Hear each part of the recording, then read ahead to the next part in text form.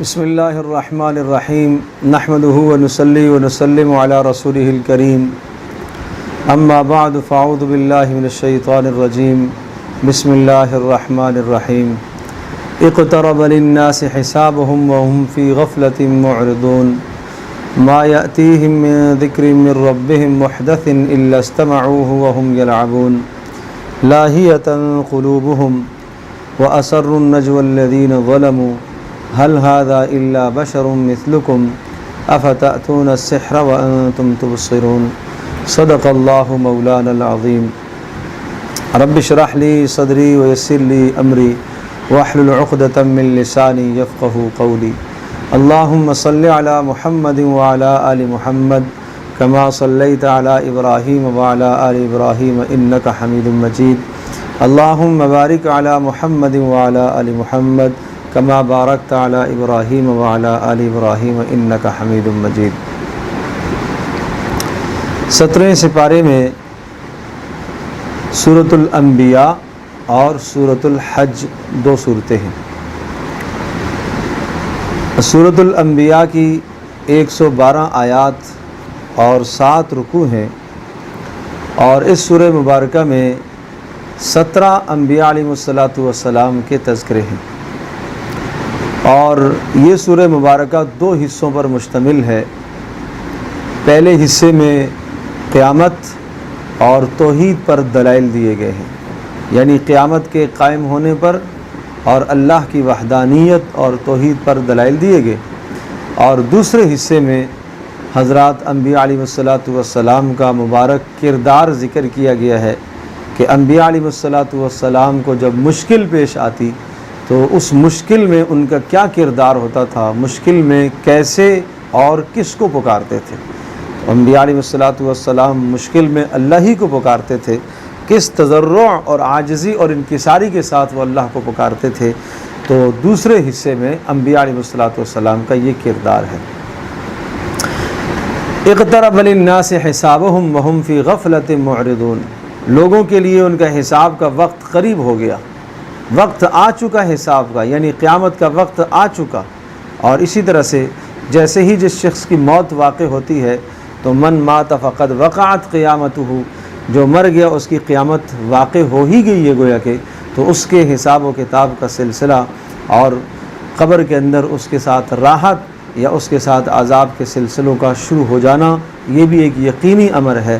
فرمایا ما یاتیہم من ذکر من ربہم محدث، جب بھی کوئی نئی بات یا نئی نصیحت نبی علیہ السلام لے کر آتے ہیں تو یہ لوگ بڑی توجہ سے اس نصیحت کو تو سنتے ہیں، لیکن وہ توجہ سے سننے کا مقصد کیا ہوتا ہے؟ کوئی اعتراض نکالنا، نبی کی بات کو ٹھکرانا، تکذیب کے لیے، جھٹلانے کے لیے راستے نکالنا۔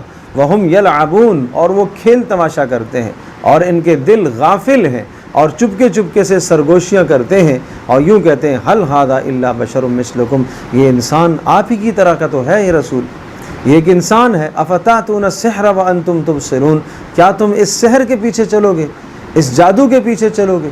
تو اس قسم کے اعتراضات رسول پاک صلی اللہ علیہ وسلم کی رسالت پر بھی کرتے، اور پھر فرمایا قال ربی یعلم القول فی السماء والارض وہو السمیع العلیم، پروردگار ہی ہے، اللہ تبارک تعالی ہی ہے جو ظاہر اور باطن تمام باتوں کو جانتا ہے، اور وہ سننے والا اور وہ خوب جاننے والا ہے۔ کبھی یہ کہتے کہ نہیں یہ تو شاعر ہے، یہ تو دیوانہ اور مجنون ہے، تو کہا کہ اگر دیوانہ اور مجنون ہے ایسا کلام تم لے کر آؤ، فَلْيَأْتِنَا بِآیَةٍ كَمَا أُرْسِلَ الْأَوَّلُونَ، کبھی یہ سوال کرتے کہ جس طرح سے گزشتہ انبیاء نے مثالیں دکھائی ہیں اس طرح سے آپ بھی دکھائیں۔ تو یہ تذکرے کرنے کے بعد پھر فرمایا وَكَمْ قَصَمْنَا مِنْ قَرْيَةٍ كَانَتْ ظَالِمَةً وَأَنشَأْنَا بَعْدَهَا قَوْمًا آخَرِينَ، کتنی قوموں کو تکذیب کی وجہ سے، انبیاء کو جھٹلانے کی وجہ سے ہم نے تباہ اور برباد کیا اور ہلاک کیا۔ اور آپ دیکھتے ہیں کہ ان کے کھنڈرات پڑے ہوئے ہیں۔ فَلَمَّا أَحَسُّوا بَأْسَنَا، اور جب بھی عذاب آتے تھے تو عذاب آنے کے بعد، عذاب دیکھنے کے بعد ان کا رویہ، قوم کا رد عمل یہ ہوتا تھا، یہی کہتے تھے کہ یا ویلنا انا کننا ظالمین، اے ہمارے پروردگار ہم نے ظلم کیا۔ فما زالت تلک دعواہم، مسلسل یہ باتیں کرتے رہتے تھے یہاں تک کہ اللہ پاک کی طرف سے تباہی کا فیصلہ ہو جاتا اور ان کا نام ہی مٹ جایا کرتا تھا۔ فرمایا یہ سب اللہ تبارک و تعالیٰ قادر مطلق ہے۔ وما خلقنا السماء والارض وما بینہما لاعبین، اتنا بڑا آسمان اور زمینیں جو اللہ نے پیدا فرمائی ہیں یہ بیکار نہیں پیدا فرمائی، ان سب کو دیکھ کر اللہ کی قدرت کو پہچانو، اور اللہ ہمیشہ حق کو غالب کرے گا، اور رسول پاک صلی اللہ تعالی علیہ وسلم اور اہل ایمان کو بھی اللہ پاک غالب کرے گا۔ پھر توحید کے دلائل ذکر فرمائے، لو کان فیہما آلہۃ الا اللہ لفسدتا، اگر زمین آسمان کے درمیان میں کوئی اور معبود ہوتے، اللہ کے سوا کوئی اور ہوتا تو زمین آسمان کا نظام درم برم ہو جاتا۔ فسبحان اللہ رب العرش عما یصفون، یہ دلائل ہیں اللہ پاک بلند و بالا ہے، وہ شرک سے پاک ہے، شراکت داری سے پاک ہے، اور وہ رب عرش ہے، عرش عظیم کا مالک ہے، لہٰذا اس کے معبود ہونے کی ایک بڑی دلیل کہ وہ عرش عظیم کا مالک ہے۔ نمبر 2، لا یسأل عما یفعل، اس سے کوئی سوال نہیں کر سکتا، معبود وہی ہوتا ہے جس سے کوئی پوچھ نہیں سکتا کہ یہ تو نے کیوں کیا ہے۔ وہم یسألون، اور یہ سب کے سب تو پوچھے جائیں گے، ان سب سے تو سوال ہوگا، اور جس سے سوال کیا جاتا ہے، جس سے پوچھا جا سکتا ہے کہ آپ نے یہ جرم کیوں کیا، آپ نے یہ عمل کیوں کیا ہے، اس کی حکمت جانی جاتی ہے، وہ تو معبود نہیں ہوتا۔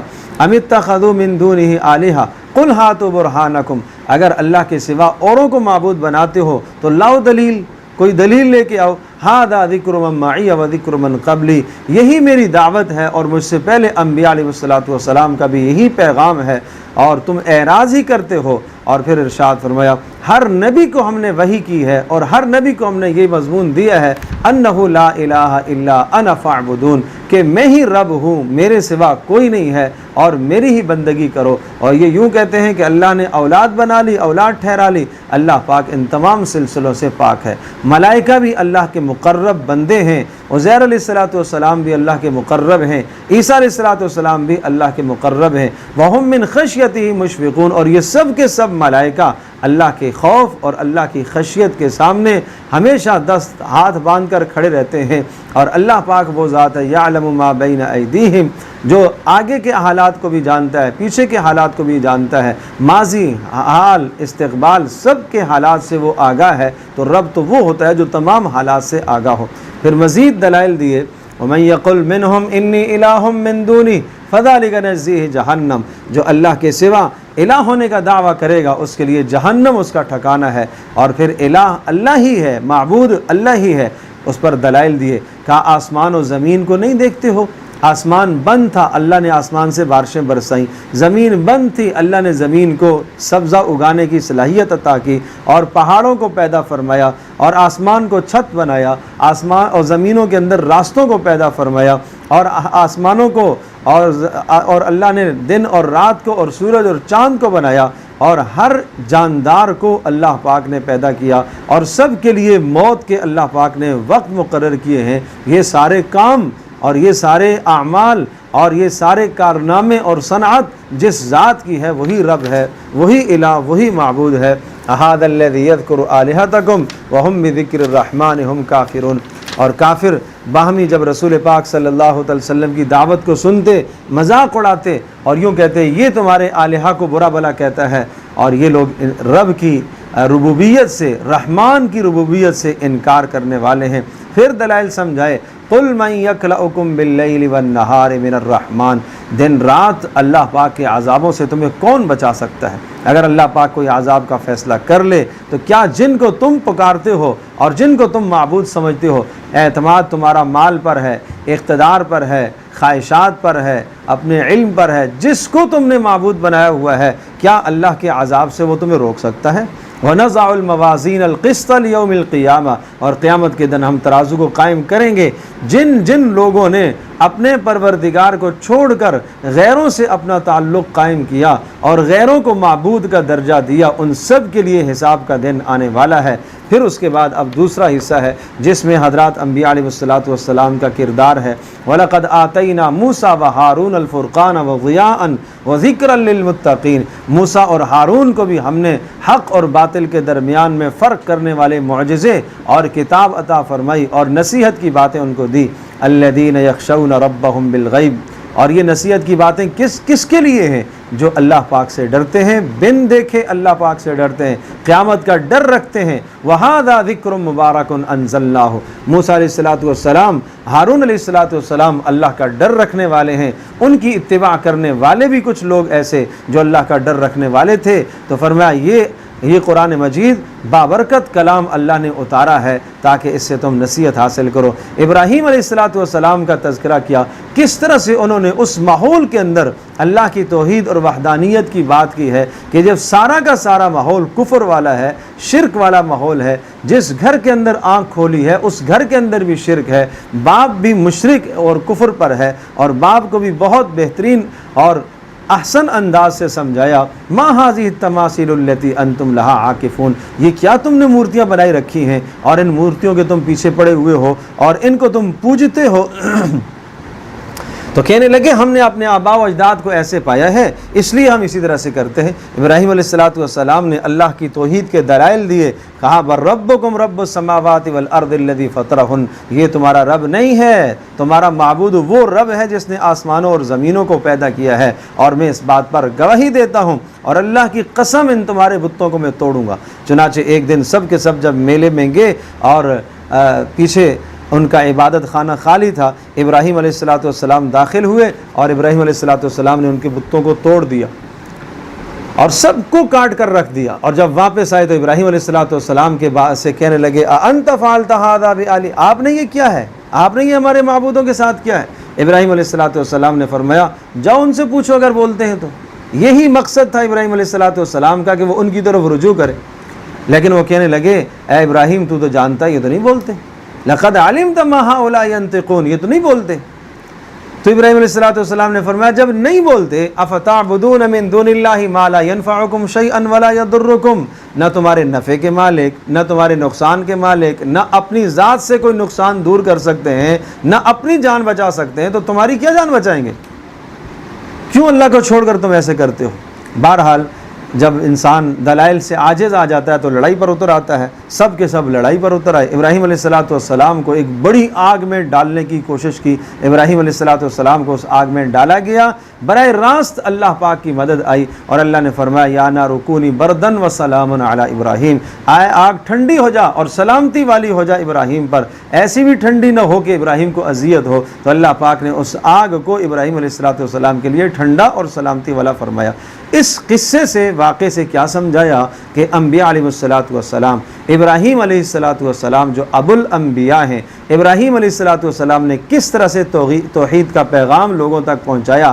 حالات ناموافق تھے لیکن انہوں نے سمجھوتا نہیں کیا، ضروریات دین میں کبھی بھی سمجھوتا نہیں کیا جاتا، اور ایسے بھی حالات آگے کہ جان خطرے میں پڑ گئی لیکن پھر بھی ابراہیم علیہ السلام نے اس پیغام کو لوگوں کے سامنے رکھا، اور جب یہ ایسا کیا تو پھر اللہ پاک کی طرف سے براہ راست مدد آئی، اور براہ راست ایک مدد کی شکل یہ کہ وہ جو ساری کی ساری تباہی اور ہلاکت اور موت کے اسباب لوگوں نے بنائے تھے، اللہ پاک نے انہی اسباب کے اندر ابراہیم علیہ السلام کو زندہ رکھا، اور نہ صرف زندہ رکھا بلکہ سکون سے رکھا۔ اور پھر فرمایا وَوَهَبْنَا لَهُ إِسْحَاقَ وَيَعْقُوبَ نَافِلَةً، ابراہیم کو اس انعام میں اللہ پاک نے اسحاق علیہ السلام بیٹا عطا فرمایا، یعقوب علیہ السلام پوتا عطا فرمائے، اور ان سب کو اللہ نے انبیاء بنایا۔ وَجَعَلْنَاهُمْ أَئِمَّةً، ان سب کو ہم نے راہبر، رہنما، پیشوا بنایا ہے، اور ان کی طرف ہماری طرف سے جو وحی گئی تھی وہ کیا تھی؟ وَأَوْحَيْنَا إِلَيْهِمْ فِعْلَ الْخَيْرَاتِ، نیکی کی بات، نماز کا قائم کرنا، زکوٰۃ کا ادا کرنا، اور وہ ہمیشہ ہمارے سامنے ہی جھکے ہوئے تھے، اللہ ہی کے سامنے جھکنے والے تھے۔ اور پھر حضرت لوط علیہ السلام کا تذکرہ کہ اللہ پاک نے ان کو نجات دی اس بدبخت قوم سے جو گناہ کے اندر مبتلا، فحاشی اور عریانی میں مبتلا تھے۔ اللہ پاک نے حضرت لوط علیہ السلام کو اور ان پر ایمان لانے والوں کو نجات دی، اور اس قوم کو اللہ پاک نے تباہ کیا۔ حضرت نوح علیہ السلام کا پھر تذکرہ آیا کہ نوح علیہ السلام نے بھی مشکل میں اپنے پروردگار کو پکارا، وَنُوحًا إِذْ نَادَى مِن قَبْلُ فَاسْتَجَبْنَا لَهُ، ہم نے نوح کی پکار کو سنا، اور ہم نے نوح علیہ السلام کو اور ان کے ماننے والوں کو ہم نے بڑے عذاب سے نجات دی، اور ہم نے ان کی مدد کی، اور ان کی قوم کو جو نہ ماننے والے تھے اللہ پاک نے ان کو غرق کر دیا۔ दाऊद अलैहिस्सलाम का तज़किरा आया, सुलेमान अलैहिस्सलाम का तज़किरा कि अल्लाह पाक ने इनको कितना इक़्तिदार और इख्तियार अता फ़रमाया था और कितने बड़े बड़े मुअजिज़ात अता फ़रमाए थे। हज़रत दाऊद अलैहिस्सलाम के हाथ में लोहे का नरम होना, सुलेमान अलैहिस्सलाम के लिए अल्लाह ने हवाओं को मुसख्खर किया, लेकिन फरमाया ये सब के सब अल्लाह के हुक्मों के पाबंद थे। ये हमेशा मुश्किल में अल्लाह ही की तरफ रुजू करने वाले थे। बार बार कहा वकुन्ना बिकुल्लि शैइन आलिमीन, हम इनकी तमाम ज़िंदगियों को जानते हैं। वकुन्ना लहुम हाफिज़ीन, और शयातीन इनके लिए काम करने वाले थे। हज़रत सुलेमान अलैहिस्सलाम, उन शैतानों को हमने जकड़ा हुआ था सुलेमान अलैहिस्सलाम के लिए। अय्यूब अलैहिस्सलाम का तज़किरा सुन लो कि उन्होंने मुश्किल में किसको पुकारा है, यूँ पुकारा अन्नी मस्सनिय ज़ुर्र व अंत अरहमुर राहिमीन। जब बीमारी उनको इस हद तक ले आई कि लागिर और कमज़ोर हो गए तो फिर यूँ पुकारा, ए मेरे परवरदिगार मुझे सख्त तकलीफ़ ने छुआ है और तू बड़ा मेहरबान है। फस्तजबना लहू, अल्लाह पाक ने अय्यूब अलैहिस्सलाम की इस पुकार को सुना और अल्लाह पाक ने उनसे उस तकलीफ़ को दूर फरमाया और अल्लाह पाक ने औलाद भी दोबारा अता फरमाई। जो माल उनसे चला गया था अल्लाह पाक ने वो सब दोबारा अता फरमाया। इस्माईल अलैहिस्सलाम, इदरीस अलैहिस्सलाम, ज़ुल्किफ्ल अलैहिस्सलाम, सब का तज़किरा करके कहा कुल्लुम मिनस साबिरीन, ये सब बड़े सब्र करने वाले लोग थे। इस दुनिया में मसाइब पर, दीन की वजह से मसाइब आते हैं, दीन पर अमल करने की वजह से परेशानियाँ आती हैं, लेकिन इन अम्बिया ने सब्र किया और इनके किरदार में तुम्हारे लिए सबक है। और सब को हमने अपनी रहमत खासा में हिस्सा अता फरमाया है। और हज़रत यूनुस अलैहिस्सलाम का तज़किरा सुनिए कि जब वो चले गए और मछली के पेट में पहुंच गए, फनादा फि ज़ुलुमात, उस तन्हाई में उन्होंने किसको पुकारा था? अल्लाह ही को पुकारा है। और यूँ कहने लगे ला इलाहा इल्ला अंत सुब्हानक इन्नी कुन्तु मिनज़ ज़ालिमीन। इस दुआ में 3 बातें हैं।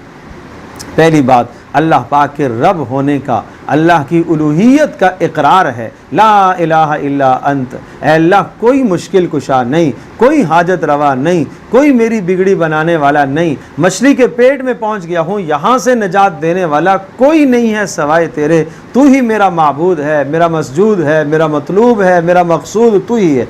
दूसरी बात, सुबहानक, अल्लाह तू हर ऐब से पाक है, तो हर नुक्स से पाक है, तो हर कमज़ोरी से पाक है कि मैं जो यहाँ पहुँचा हूँ मछली के पेट में, तेरा कसूर नहीं है। तीसरी बात, इन्नी कुन्तु मिनज़ ज़ालिमीन, अपने जुल्म का, अपने कसूर का एतराफ़। तो जब आयत करीमा इन 3 बातों को मद्देनज़र रखते हुए पढ़ी जाए, अल्लाह पाक की रुबूबियत का इकरार और अल्लाह तबारक ताला की तस्बीह और तक़दीस को बयान करके और फिर अपने जुर्म का इकरार करके जब इंसान इस आयत करीमा को पढ़ता है तो इसमें ज़रूर जान और ताकत है कि अल्लाह तबारक व तआला परेशानी को दूर करता है। फरमाया फस्तजबना लहू व नज्जयनाहु मिनल गम, हमने यूनुस की पुकार को सुना और उसको हमने गम से निजात दी और इसी तरह से हम ईमान वालों को निजात देते रहेंगे। यहाँ तक कि आप अलैहिस्सलाम से पूछा गया कि क्या ये सिर्फ़ और सिर्फ हज़रत यूनुस अलैहिस्सलाम के साथ ख़ास है? आपने फरमाया नहीं, आपने ये नहीं पढ़ा कज़ालिका नुंजिल मोमिनीन, अल्लाह पाक ईमान वालों को इसी तरह से निजात देता रहेगा। अल्लाह ने फरमाया हम निजात देते रहेंगे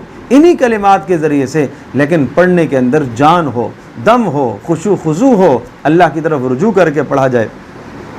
हज़रत ज़करिया अलैहिस्सलाम की दुआ, उन्होंने अल्लाह पाक से औलाद मांगी मुश्किल में और जब बुढ़ापे में पहुँचे तो यूँ कहा रब्बि ला तज़रनी फ़र्दन, ऐ अल्लाह मुझे अकेला न छोड़ना, ऐ अल्लाह तू बेहतरीन वारिस है, ऐ अल्लाह तू बेहतरीन रहनुमाई करने वाला है। फ़स्तजबना लहू, अल्लाह ने हज़रत ज़करिया अलैहिस्सलाम की दुआ को भी सुना और फरमाया हमने उन्हें बेटा अता किया यहया, और हमने उनकी बीवी को सलाहियत दे दी है बच्चा जनने की। इन्नहुम कानू यसारिऊन, ये सब के सब नबियों के तज़किरे करके फरमाया ये सब के सब नेकियों में आगे बढ़ने वाले थे और खौफ अल्लाह का रखते थे और अल्लाह पाक की ज़ात से उम्मीद भी रखते थे और इनके दिलों में खशियत भरी हुई थी। वल्लती अहसनत फरजहा, एक और किस्सा, ये तो सब आपने मर्दों के किस्से सुने हैं, एक औरत का किस्सा भी सुन लो। उसने अपने रब को, परवरदिगार को कैसे राज़ी किया और अपनी इज़्ज़त का कैसे उसने तहफ़्फ़ुज़ किया। हज़रत यहया, हज़रत ईसा अलैहिस्सलाम की वालिदा, ईसा अलैहिस्सलाम की वालिदा को अल्लाह तबारक तआला ने उनका तज़किरा यहाँ पर फरमाया वल्लती अहसनत फ़रजहा फ़नफ़ख़ना फ़ीहा मिन रूहिना वजअलनाहा वब्नहा आयतल लिल आलमीन। फरमाया हमने उनको निशानी बनाया और उनके बेटे हज़रत ईसा अलैहिस्सलाम को हमने लोगों के लिए निशानी बनाया और ये सब के सब एक दीन पर चलने वाले थे और ये सब के सब अल्लाह की बंदगी करने वाले थे। और उसके बाद فمن یعمل من الصالحات، یہ ضابطہ سمجھایا کہ اللہ تبارک تعالیٰ کسی بستی پر حجت تام ہونے سے پہلے عذاب نہیں لایا کرتا، اور پھر کچھ جنت اور جہنم کے احوال بیان فرمائے کہ جو اللہ کے برگزیدہ ہیں وہ جہنم کی گھبراہٹ سے دور ہوں گے، اور جو اللہ پاک کے برگزیدہ نہیں ہیں، جو نافرمانی کے اندر زندگی گزار رہے ہیں، ان کے لیے جہنم کے فیصلے ہیں۔ اور پھر سوال آیا کہ اے نبی، یہ عذاب جب مانگتے ہیں آپ سے، آپ کہہ دیجئے وما ارسلناک الا رحمۃ للعالمین، اللہ نے آپ کو جہان والوں کے لیے رحمت بنا کر بھیجا ہے۔ عذاب کا لانا میرے سپرد نہیں ہے، میرے ذمے نہیں ہے، میری طرف وہی آتی ہے کہ تمہارا پروردگار ایک ہے، اور میں سب سے پہلے اس بات کو مانتا ہوں، تم بھی اس کو مان لو۔ اور اگر تم اعراض کرو گے تو پھر مجھے نہیں معلوم کہ وہ عذاب فوری آئے گا یا کب آئے گا، اللہ ہی جانتا ہے۔ اور اے نبی آپ یوں دعا کیجئے، نبی علیہ السلام کی یہ دعا ہے، رب احکم بالحق، اے اللہ ہمارے اور ان کے درمیان میں فیصلہ فرمائیے، ربنا الرحمن المستعان علی ما تصفون، اور اللہ تبارک تعالیٰ بہترین فیصلہ کرنے والا ہے۔ اس کے بعد سورۃ الحج ہے۔ سورۃ الحج کے بھی دو حصے ہیں، پہلے حصے کے اندر دلائل قیامت ہیں، اور دوسرے حصے میں حج کے مناسک، اور پھر آخر میں جا کے دلائل ہی آ جاتے ہیں۔ یا ایھا الناس اتقوا ربکم، اے لوگو اس پروردگار کا خوف اختیار کرو، اس پروردگار کی نافرمانی سے بچو، ان زلزلۃ الساعۃ شیء عظیم، قیامت کا زلزلہ جھٹکا بہت بڑی چیز ہے۔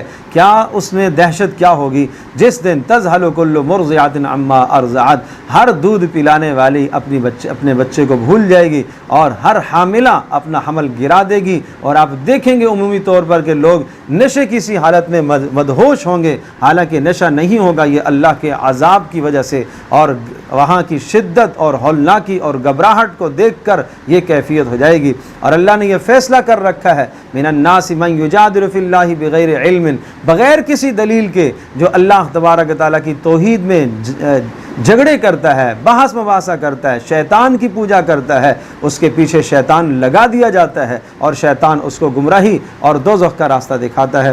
پھر قیامت پر دو دلائل دیے کہ تمہیں عدم سے وجود میں اللہ پاک نے لایا ہے، تمہیں عدم سے وجود اللہ نے بخشا ہے، اور اسی طرح سے رحم مادر میں اللہ نے تمہاری پرورش کی ہے، اور جب دنیا میں تم آئے ہو بچپنا تھا، پھر تمہاری جوانی ہوئی، پھر تمہارا بڑھاپا ہوا، یہ سارے کے سارے تمہارے اوپر ادوار جو گزر رہے ہیں، کیا یہ تم خود ایسا ہو گئے ہو؟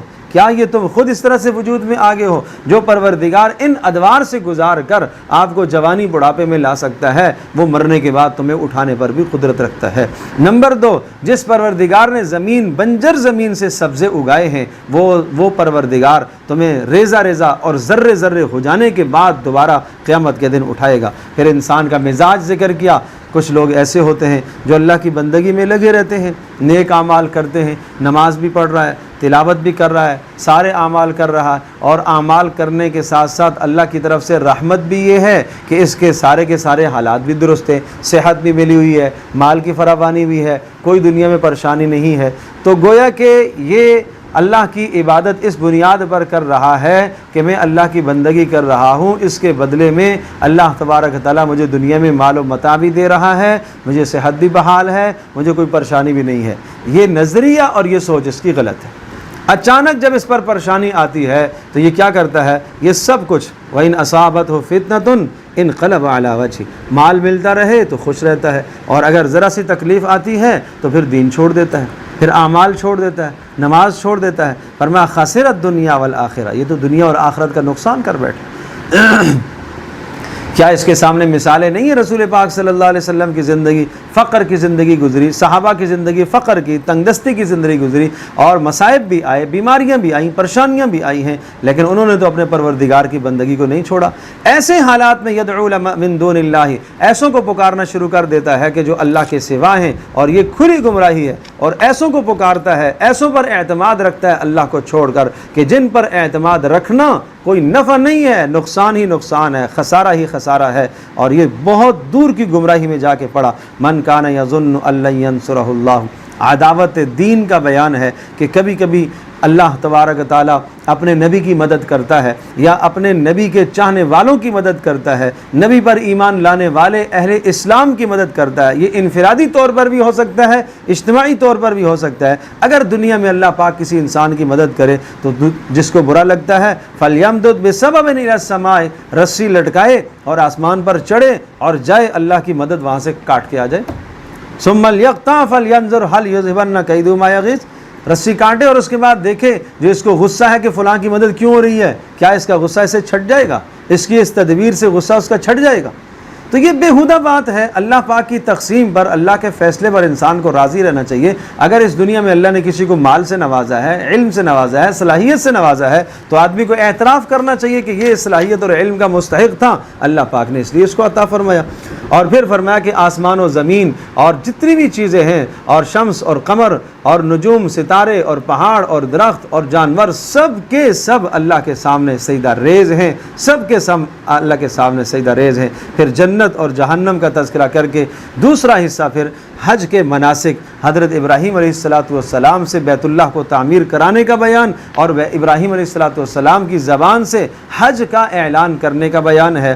اور پھر یہ سمجھایا، حج کے مناسک دیے، اور حج کے مناسک دینے کے بعد یہ فرمایا ذالک ومن یعظم حرمات اللہ، اللہ پاک نے جن چیزوں کی حرمت بیان فرمائی ہے ان کی حرمت کی تعظیم کرنا یہ تمہارے لیے بہتر ہے۔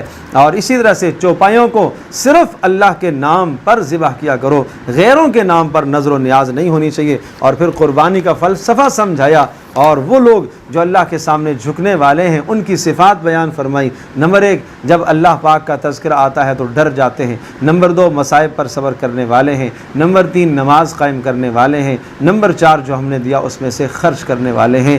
یہ وہ لوگ ہیں جو تواضع اور انکساری اختیار کرنے والے اور اللہ کے محبوب ہیں۔ ان کی قربانیاں اللہ کو پہنچتی ہیں۔ اور فرمایا یاد رکھنا، تمہاری قربانیوں سے تمہارا گوشت اور تمہارے خون جانوروں کے اللہ تک نہیں پہنچتے، اللہ تمہاری نیتوں کو دیکھتا ہے، تم نے کس جذبے سے قربانی کی ہے۔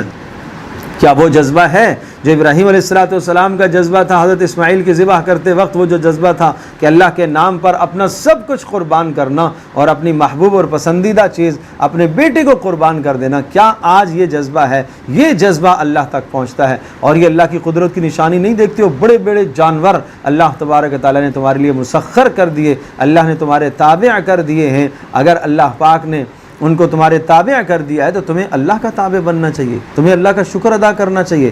اور پھر یاد رکھو، اس دنیا میں اللہ تبارک تعالیٰ نے تمہارا دفاع کیا ہوا ہے کافر اقوام سے، اور دیگر لوگوں کے دلوں میں اللہ پاک نے تمہارا رعب ڈالا ہوا ہے، اور یہ اس وقت تک رہے گا جب تم اللہ کی بندگی کو اختیار کرو گے۔ اذن للذین یقاتلون بانہم ظلموا، یہ آیت پھر مدینہ میں اس وقت نازل ہوئی تھی جب مکہ سے ہجرت کر کے مدینہ میں آئے، اور اس آیت میں جہاد کی اجازت دی گئی ہے کہ اب مکہ میں جنہوں نے ظلم اور زیادتیاں اور پریشانیاں سب برداشت کی ہیں، اب انہیں اجازت ہے کہ اب وہ ہاتھ میں تلوار لے کر ان لوگوں کے مقابلے میں نکلیں اور اللہ کے دین کو غالب کریں۔ الذین ان مکناہم فی الارض اقاموا الصلاۃ وآتوا الزکاۃ وامروا بالمعروف ونہوا عن المنکر، یہ کام ہے خلافت کا۔ فرمایا کہ اب اللہ نے ان کو اختیار دیا ہے، مدینہ میں ایک ریاست دی ہے، اب یہ نماز قائم کرائیں گے، زکوٰۃ ادا کرائیں گے، نیکیوں کا حکم کریں گے، گناہوں سے روکیں گے۔ یہ بنیادی ذمہ داریوں میں یہ بات شامل ہے۔ اور پھر فرمایا اے نبی، اگر آپ کی یہ تکذیب کرتے ہیں تو غم کی بات نہیں، آپ سے پہلے نبیوں کو بھی لوگوں نے جھٹلایا ہے۔ اس تاریخ سے مقصد آپ علیہ السلام کو تسلی ہے۔ اور پھر وما ارسلنا من قبلک من رسول ولا نبی الا اذا تمنى القى الشیطان فی امنیتی، شیطان وساوس ڈالتا رہے گا، ایمان کے متعلق وسوسے ڈالے گا، رسالت کے متعلق وسوسے ڈالے گا، قرآن کے متعلق وسوسے ڈالے گا۔ لیکن اللہ تبارک تعالیٰ کی جس کے ساتھ مدد ہوتی ہے، اللہ تبارک تعالیٰ کی مدد جس پر ہوتی ہے، وہ شیطان کے مکر و فریب سے بچ سکتا ہے۔ اتنا اختیار یا اللہ تو نے کیوں دیا شیطان کو کہ وہ وسوسے ڈالتا ہے؟ لیجعل ما یلقی الشیطان فتنۃ، یہ آزمائش ہے، یہ امتحان ہے۔ ایک طرف نبی کا کلام، ایک طرف قرآن کا کلام، ایک طرف قرآن کی بات، ایک طرف نبی کی سیرت، اور دوسری طرف شیطان کے وسوسے۔ اب دیکھتے ہیں تمہارا ایمان کتنا ہے کہ تم نبی کی بات کو لیتے ہو، قرآن کی بات کو لیتے ہو، یا شیطان کے وسوسوں کے پیچھے چلتے ہو۔ جیسے کہ قرآن میں آتا ہے انما یأمرکم بالسوء والفحشاء، شیطان تمہیں بے حیائی کا حکم دیتا ہے، شیطان تمہیں بخل کا حکم دیتا ہے، بخل کے وسوسے ڈالتا ہے کہ خرچ کرنے سے کیا ہو جاؤ گے، بخیل ہو جاؤ گے۔ اللہ کا یہ پیغام ہے کہ خرچ کرنے سے کیا ہے، مال بڑھتا ہے، اور شیطان تمہیں وسوسے ڈالتا ہے کہ مال گھٹتا ہے۔ تو اللہ کے پیغام کو مقدم رکھو، شیطان کے وسوسوں کے پیچھے مت چلو۔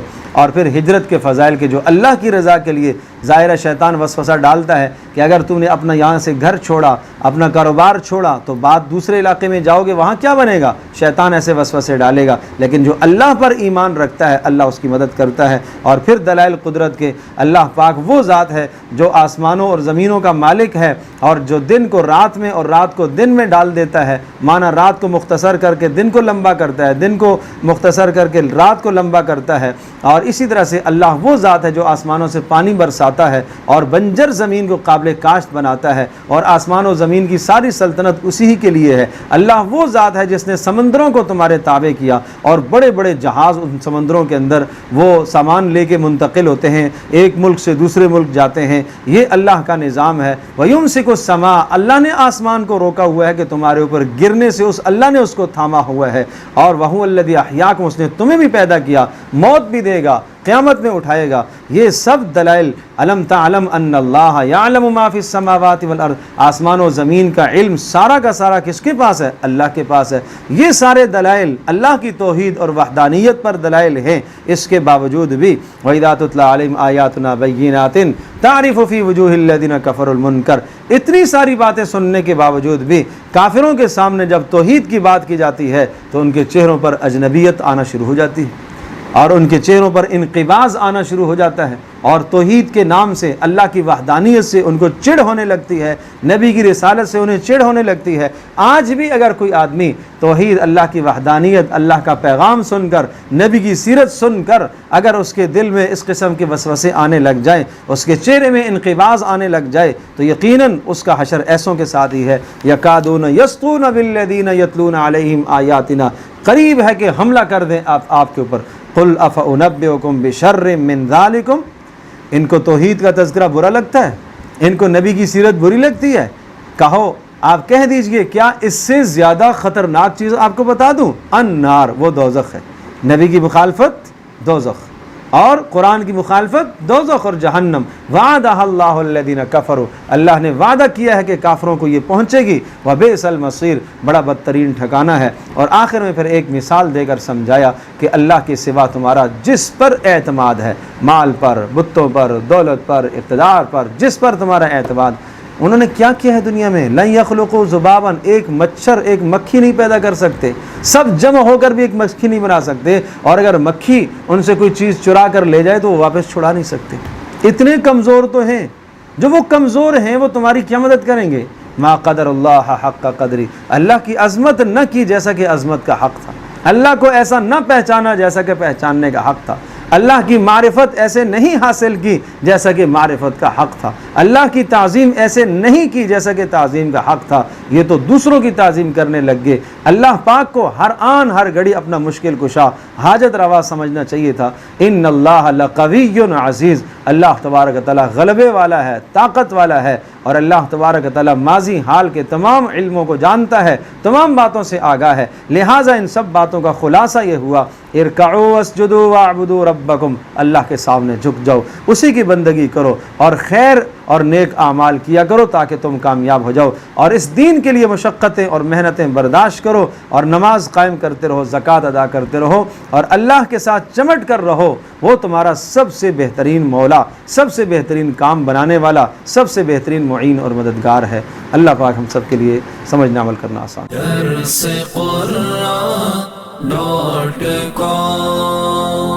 www.darsequran.com